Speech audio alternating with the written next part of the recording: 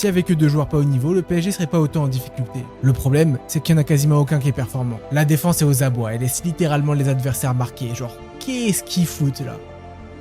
Dans les cages, c'est pas mieux. Donnarumma, il est tout sauf rassurant. Je suis désolé encore une fois, Donnarumma, c'est pas décisif.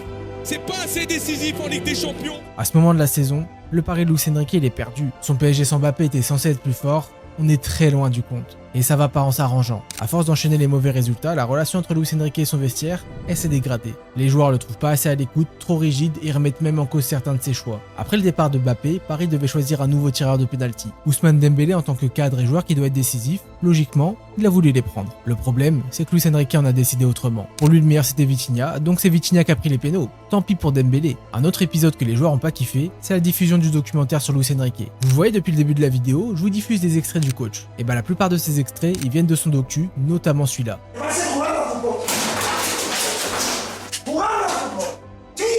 Quand les joueurs ont vu ce passage, ils ont détesté. Pour eux, c'était humiliant que le monde entier puisse les voir se faire engueuler comme des gamins. La sortie du documentaire, elle a eu un autre effet, cette fois sur les médias. Quand les consultants l'ont regardé, ils ont vu un Luis Enrique méga sûr de lui et ça, ils l'ont pas supporté. Ils sont tellement pas supportés qu'ils se sont mis à encore plus l'enfoncer. Le père Luis Enrique qui se prend pour Dieu le Père et qui croit qu'il a tout vu, tout connu et qui a inventé le football. Le problème, c'est qu'une composition d'équipe et une organisation, tu la mets en fonction des qualités et des défauts de tes joueurs. Tu leur inventes pas des qualités qu'ils n'ont pas. Encore une fois, les choix tactiques de Luis Enrique sont remis en cause. On lui reproche de pas utiliser ses joueurs à leur poste de prédilection et de pas mettre un vrai attaquant. Certains lui suggèrent carrément de changer de tactique et de recruter un nouveau buteur.